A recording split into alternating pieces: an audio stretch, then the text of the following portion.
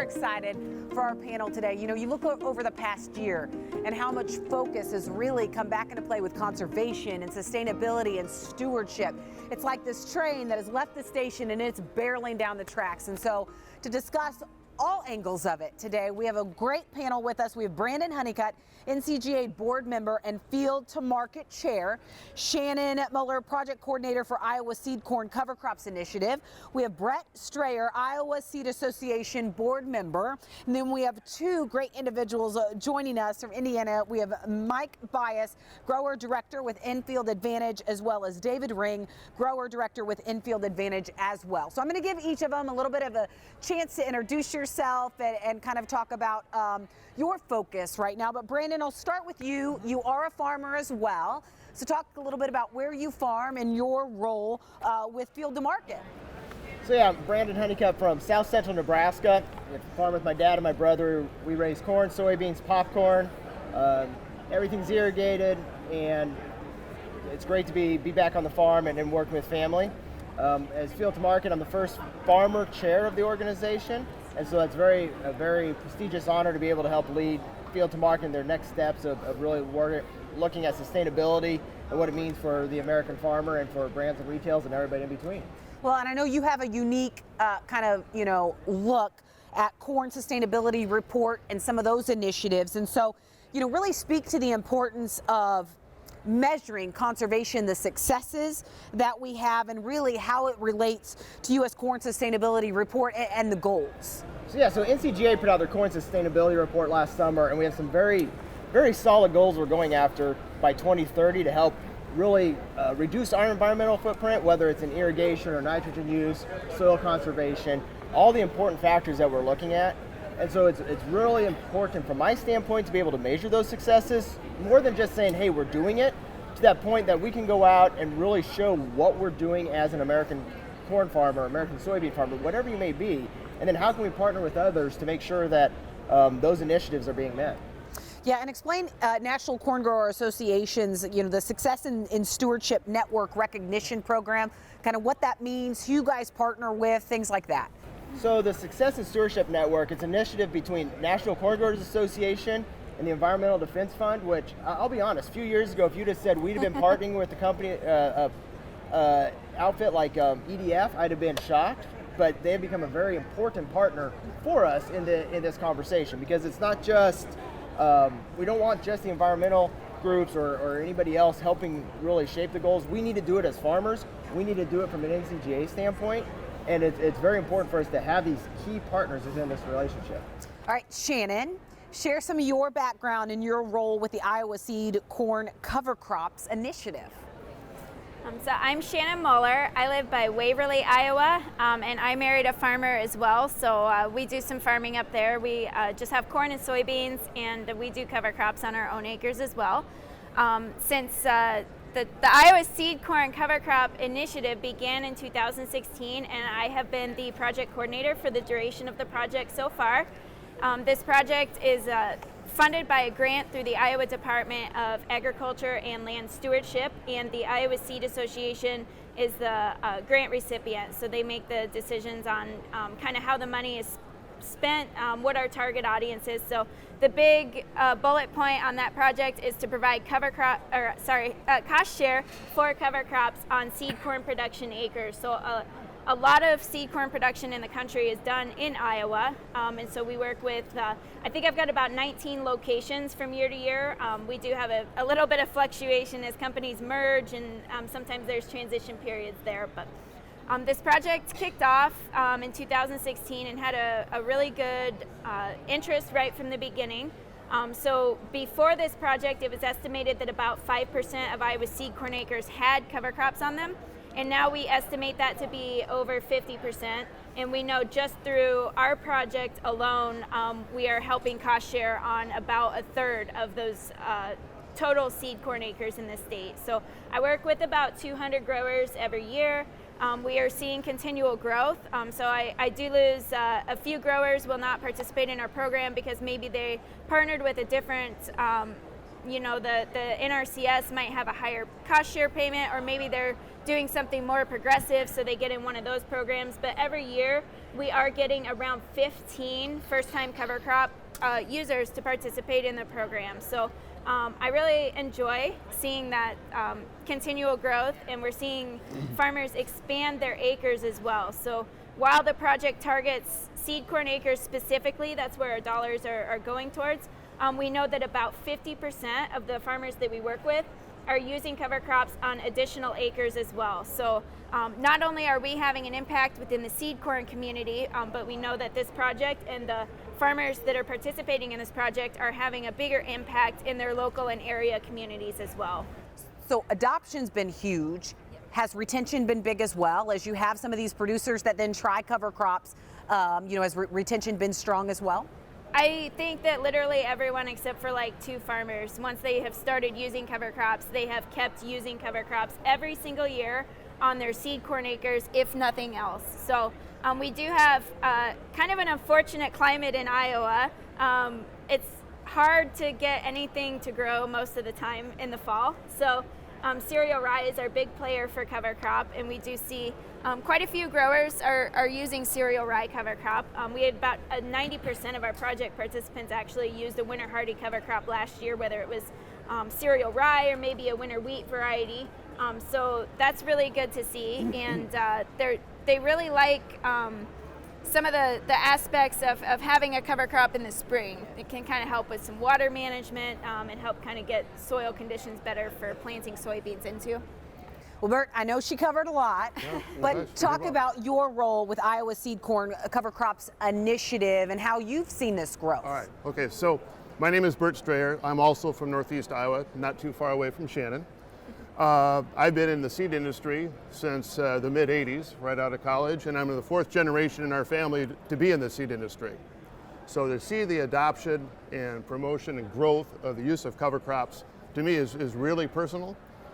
In the mid-'80s, I first had my exposure to cover crops right out of Iowa State.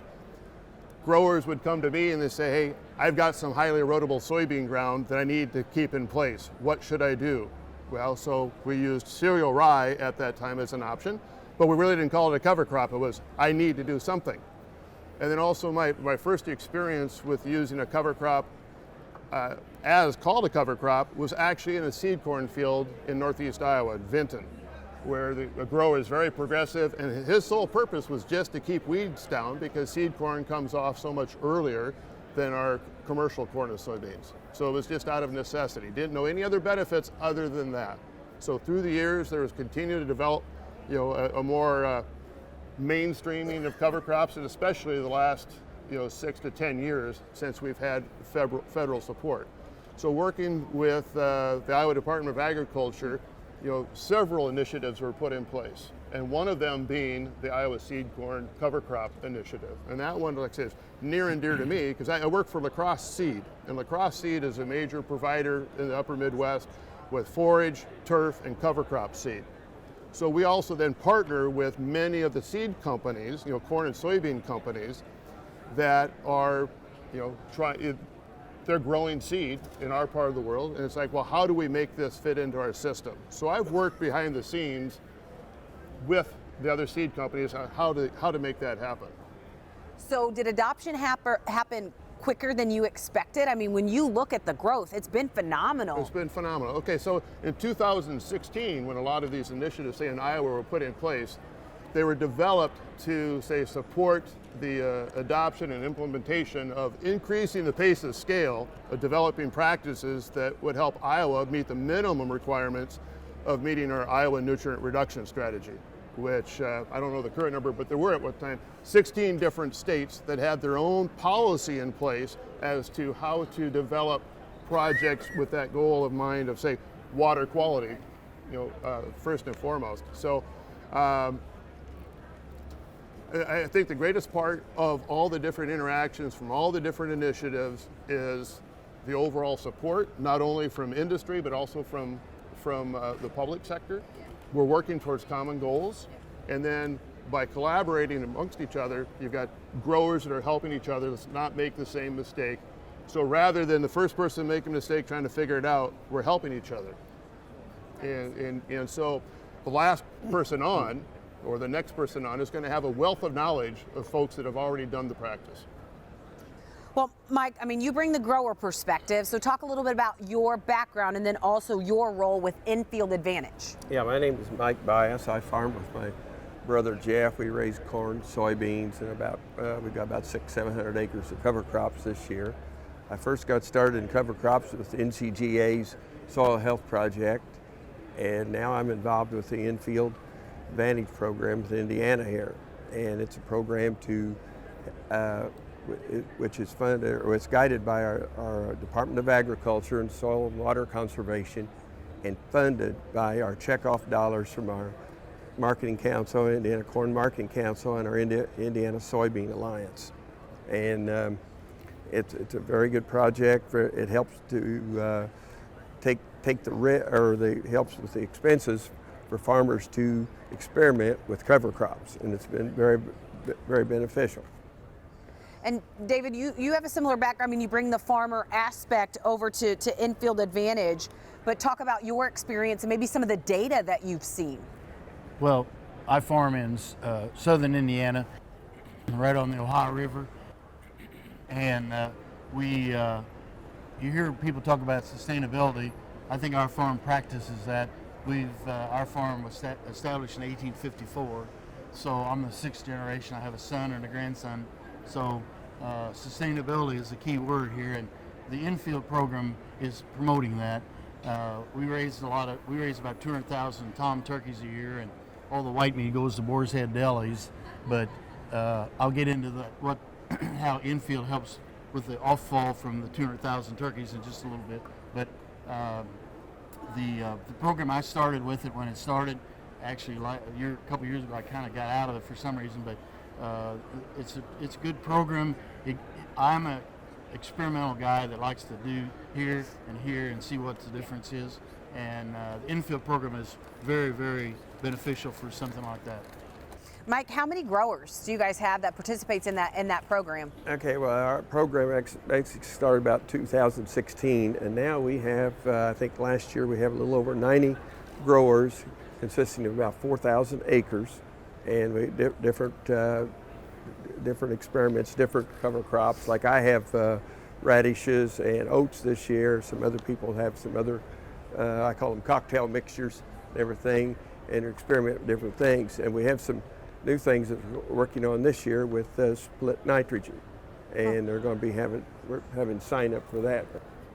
What is the most effective cover crop that you guys have seen in your area, that cocktail mixture? Because I know, Shannon, you were talking about what has kind of worked in Iowa. What's been the biggest success in Indiana? We like cereal rye when we're going back to soybeans, okay. And of course I like the oats and the radishes. That we have a seed company there, Beck's Hybrids. They help with promoting this Infield Advantage program also, and we got Serious Solutions, and we have True Terra does the soil sampling and everything, and it's a good way to educate people on cover crops, and you don't have to bear all the expense yourself. And with the partners, like I said, the checkoff dollars, that's where the money's going, and it's for good use.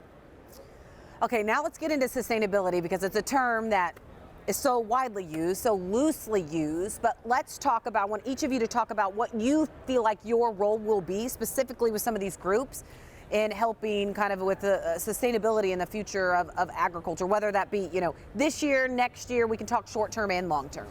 I think it's really important from our standpoint, from NCGA, to help really help farmers understand what they need to do in the sustainability space, to help measure those goals that we're trying to reach, to find the partners we can work with. And I think that's both short term and long term. And then as we do the next step, which as we get into carbon markets, whatever the next thing is, to make sure that we are giving the right information to our fellow farmers to make sure they can verify the data, they can do the steps they need to be able to participate.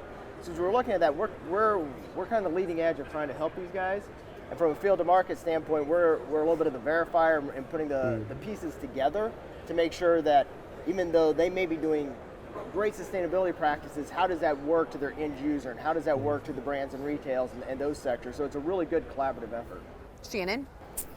I'm going to take from what Bert pointed out earlier. I think that cover crops, and especially when you look at like a really good establishment of cereal rye in the fall, can really have an impact on weed control. So as we run into various issues with different herbicides that are being used, and we see, you know, different resistances coming in, I think that, you know, in the long run, to be able to be productive with corn and soy and other commodity crops, whatever they may be, I'm looking specifically towards seed corn production, but as we look towards staying productive and being able to keep that going, I think that the use of cover crops and really kind of finding some of those benefits is going to be really important. So I think when, you know, highlighting benefits to the farmer, highlighting benefits to the field, and really being able to point out, you know, you think you're putting your cover crop on because good, it makes you feel good, your neighbors like it, the people that drive by from town like it, but what do you get out of it? So I think it's really important to highlight those efforts, and I kind of see that, you know, being part of the project and the farmers that I work with having a role in. Yeah, Bert, do you take that same approach from the seed grower standpoint? Absolutely. Okay, so when some of these initiatives started, you know, under the guidance of Bill Northey, who was Secretary of Agriculture when we started many of these projects, we were all kind of told to keep in mind to make sure that the practices that we suggest are easy to understand, okay, but they're also not casting all the burden of making changes on the grower. So as I've spoke to people about sustainability, it means, as you mentioned, it means a lot of things to different people. But so kind of say, where do you see sustainability? You make an acronym. Where do you see it? SEE. Okay. So the first part is the social aspect. You know, so that we got federal money that's helping us develop these projects and programs. That we, you know, there needs to be a social aspect. So I'd say the social aspect with cover crops ultimately is that we're improving water quality. So we understand that. So then there's the environmental side. What are the good things that come out of cover crops? How are cover crops sustainable? Well, they're keeping soil in place, and they're doing a lot of things, you know, inherently good for the soil. But then there's the economic impact. So we need to keep finding ways to make sure that the economic impact on the growers isn't out of line, so that it becomes cost ineffective at the grower level. So it's where, you know, remember that C, sustainability. As I've seen the evolution of that sustainability and are developing the means to develop cover crops, say in Iowa, the first was cover crops. Well, put a cover crop on because you can get cost share. That really isn't a good reason to do it. You know, that's without any you know, credible reason. And then we moved into, okay, soil health. We're using cover crops for soil health. And more lately, as Brandon mentioned, we talked about the development of carbon, regenerated carbon in our soils. So there has been an evolution as we've developed the sustainable message, if that makes. And there's probably something beyond carbon. You know, what really makes sense. Maybe it's food, nutrient density in our foods, things like that, or in the grains that we produce. How can we qualify? So it's that verification, I think, that is probably the greatest thing. So we're developing the why. I mean, Mike, where do you see your role in kind of this future of sustainability when you look at infield? I tell you, my experience with the cover crops, like I said, I started off 6 years ago, and we just keep adding on, and we've been, of course, we have a lot of highly erodible ground in one county, and we put that on there every year, and it helps hold the soil. And then we've been noticing, my brother does all the spraying, and he says, you know, and we did strips, trial strips, and he says, you know what, there aren't any weeds where we've had the cover crops. There's not as many weeds, so it holds down the weed pressure.